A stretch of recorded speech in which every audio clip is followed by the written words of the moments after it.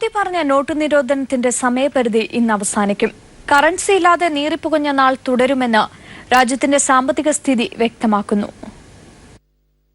November 8 തീയതി രാത്രി 8 മണിക്ക് ഇന്ത്യൻ ജനതയെ അക്ഷരാർത്ഥത്തിൽ ഞെട്ടിച്ച മോദിയുടെ പ്രസ്താവന ഇങ്ങനെ: ആജ് മധ്യരാത്രി यानी 8 नवंबर 2016 की रात्रि को 12 बजे से वर्तमान में जारी 500 रुपए और 1000 रुपए के करेंसी नोट ലീഗൽ ടെൻഡർ नहीं रहेंगे.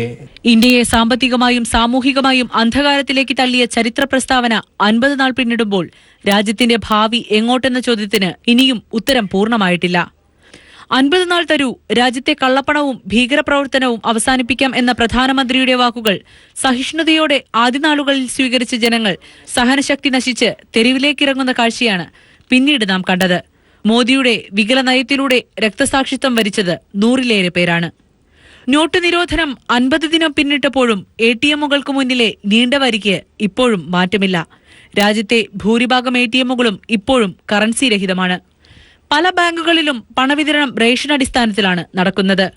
തുഗ്ലക് നയമെന്ന് രാഷ്ട്രീയ പാർട്ടികൾ വിശേഷിപ്പിച്ചപ്പോഴും ജനാധിപത്യത്തിന്റെ ശ്രീകോവിലായ പാർലമെന്റിനെ അഭിസംബോധന ചെയ്യാനോ ചരിത്ര പ്രതിസന്ധിയിൽ ജനങ്ങൾക്ക് ബോധ്യമായ വിശദീകരണം നൽകാനോ പ്രധാനമന്ത്രി തയ്യാറായില്ലെന്നത് ബാക്കിപത്രം. കള്ളപ്പണവും കള്ളനോട്ടും തടയുന്നതിനായാണ് നോട്ട് അസാധുവാക്കൽ നടപടിയെന്ന് തുടക്കത്തിൽ അവകാശപ്പെട്ടെങ്കിലും പിൻവലിച്ച നോട്ടുകൾ വൻതോതിൽ ബാങ്കുകളിലേക്ക് ഒഴുകിയതോടെ മോദി സർക്കാരിന്റെ വാദം പൊളിഞ്ഞു. ഈ നിലപാട് തിരുത്തി കറൻസി രഹിത സമ്പദ് വ്യവസ്ഥയിലേക്ക് രാജ്യത്തെ നയിക്കുന്നതിനായാണെന്ന് വാദിച്ചു. നവംബർ 8 പ്രഖ്യാപനത്തിൽ കള്ളപ്പണമെന്ന വാക്ക് 18 വട്ടം ആവർത്തിച്ച പ്രധാനമന്ത്രി അന്നൊരിക്കൽ പോലും കറൻസി രഹിത സമ്പദ് വ്യവസ്ഥയെന്ന് പറഞ്ഞിരുന്നില്ല. മാത്രമല്ല, ഡിജിറ്റൽ പണമിടപാടുകളിലേക്ക് നീങ്ങുന്നതിന് ഇത്തരം നടപടിയുടെ ആവശ്യമുണ്ടോ എന്ന ചോദ്യത്തിനും സർക്കാരിന് മറുപടിയില്ലായിരുന്നു.